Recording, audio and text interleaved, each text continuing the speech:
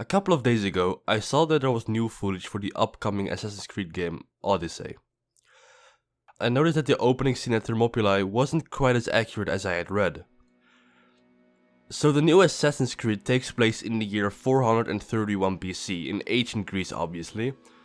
The main storyline revolves around Alexios or Cassandra, depending on what gender you choose in the beginning.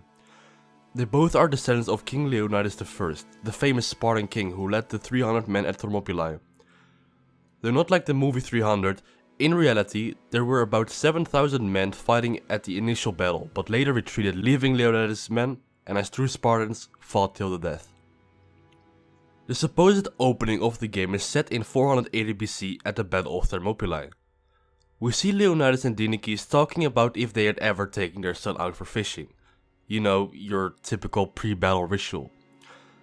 Now, I mentioned Dinicis. You may be familiar with him or not.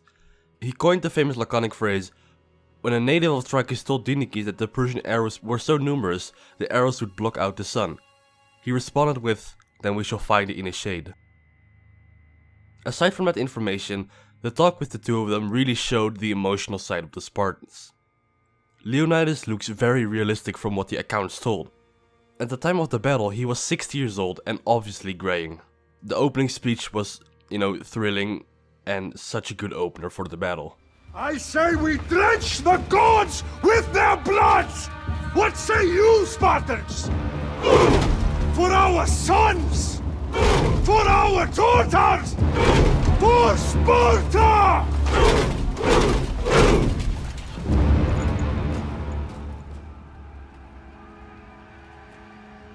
So let's begin with the few minor issues that I have. When the battle starts, we see the Spartans go into the phalanx formation, which was the key to their strength. Moments later, we see them all scattered across the battlefield, which was not a thing they did commonly. Secondly, the Spartans had another laconic saying, which was, come back with this shield or on it. Or the shorter version, with it or on it. In battle, if soldiers had a disorderly or a cowardly retreat, they dropped their heaviest piece of equipment they had, their shield. No Spartan woman would welcome home a coward. In place of cowardice, a soldier struck down doing his duty would be carried home with his shield serving as a stretcher. We see King Leonidas doing the exact opposite in the battle.